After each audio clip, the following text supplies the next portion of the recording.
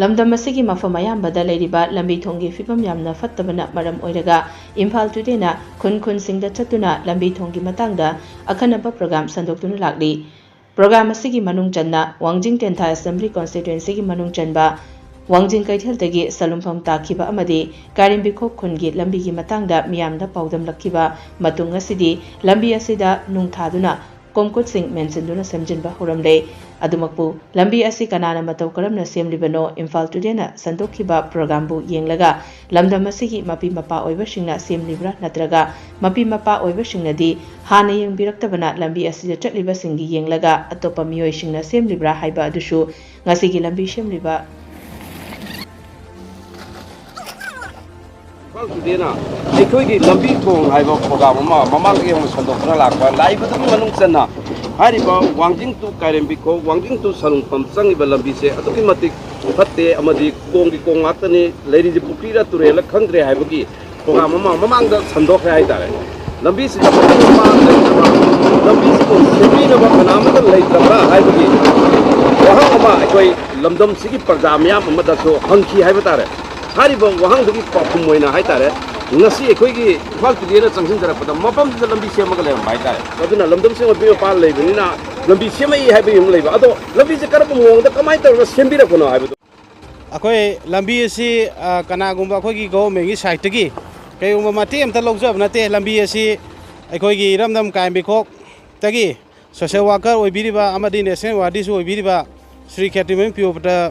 maitai gi mieng makhada Eikhoigi asuyamna nong tarakpa matamda cycle bok thauba yadaba khongna bok chatpa yaraktraba lambi je lambi gi khongthabam lektaba adumba mong kya urakpa amadi Imphal today na tongan mafam dei urakpa natra akhoi lambi jisu hapirakpa adu mamang da ju kya hana sem akhoi yamba jina puthok piraga lanai oina sem gre handak ju semjari basi khoi yamba Priyobata maitai Khatrimayum Priyobata maitai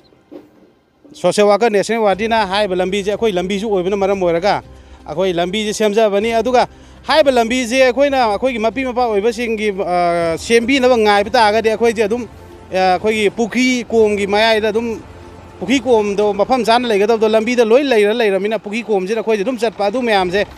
akhoi yengba ngamda ba amati khudong cha da mayam je kokna bidamakta lanai oina ai ama Priyobata Khatimayum social worker and national wadi jina masa makna haiba thabak puna masi pangthok pibani akhoi na sa aham khanjarubana mafam sila koi mapi mapa andi pali akhoi laujagi ba amati Imphal today na mamang laujagi ba sandoki ba program do yengbi tabi haiba dune akhoi ngasai khalam mi je ado huji se mapi mapa na taramdre uramdre haiba du mati huji akhoi lambi sembirami ba inaudagi khangbusu ngame aduga lambi se ngasi semai je si matik si kaktara na traka kadai phobo karam mieng thambaga lambi je akhoi lambi matik si kaktana sade semjari ba se akhoi gi maruina akhoi wangjing tentha kendra gi manung channa leiba akhoi lambi singje ayamana yadre adubu maruina akhoi wangjing kaimbikhok circle se leiba lambi jina maruina yadamna mam oraga akhoi lambi semjare ba ji wangjing teksom laikai adai wangjing teksom laikai tu haidu pokpi ado hairong matek maning laikai matek saruk pau yauna akhoi semjan jarame adu lor matung da wangjing bazar dagi akhoi kaimbikhok wangjing ese phawa kaimbikhok salmum ta lambi je mo akhoi semja jarpani lambi sida akhoi gari thoraga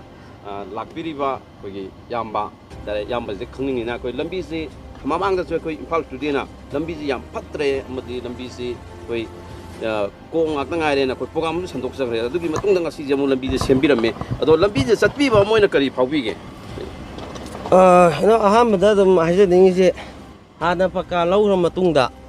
lambi je adum kai bedagi semjan da bedagi khoi gi imana ba haida ai gi de KSPO je sisina handak ki semai je anirak suba haitare sida nati mana tawrise dum kendra jigi manung hanjan ba adagi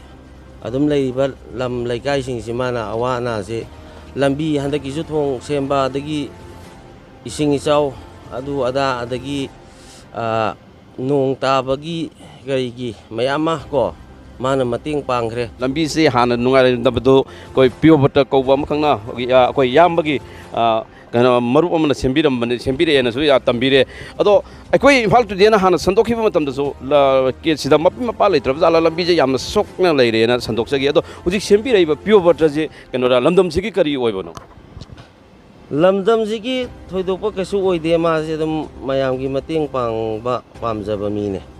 adum lairaba awana tarba singi je hana leram phibam ga hujik oide phibam je yamna nungai re haiba duni je haining je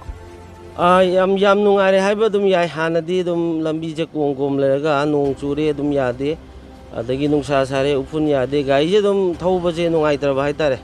yangna kaina thu kai gi yadaba se kuira abne do ngasi dagi di adum gai je thauba adum nungaire aduduna yamna adum thagatba phong duksari ai khata basu dum sakho torangi pota dum makata na tawba ngamba oiro khoisu dum masai morally physically ngamdragasu dum mating pangjagani haida hari balambi da karem bi khok amadi wanging tin thak kendra gi miam khak natana tengnopal district ki manung saliba tongan tongan ba singi khun kaya amaki sumaru oiba lambi ama oriba mafam ama oiba tanatana bs da wangjing s ki lekai wangjing tesang lekai karem bi khok amadi tongan tongan ama khungang kaya gi mahairoi kaya na skun kari ba larik tamba saliba mafam amani nong khajitang taba matam da pokhi da salibra turen da salibra khak da mafam ama oibana angang kaya amadi skun pada cycle da zabda tusinba sokpa panba kaya ama yorokpa amadi ana layangi dama pukhalakpa samiron bi phawo pukhalakpa doctor yoban nang daba kaya ama yawba lambi is thoki daba natte adubo ngasidi lambi ase ekhoi Imphal today na hanasu sandok chakraba ekhoi gi lambi thong haiba program da sandok raba matung da ngasi nongna lambi semam ubda tuki matik harawe adubo lambi ase lamdam masigi koi sangnai raba lamdam masigi social worker makhang da sembi bani haiba ngasai phongdok pirakpa amadi lamdam masigi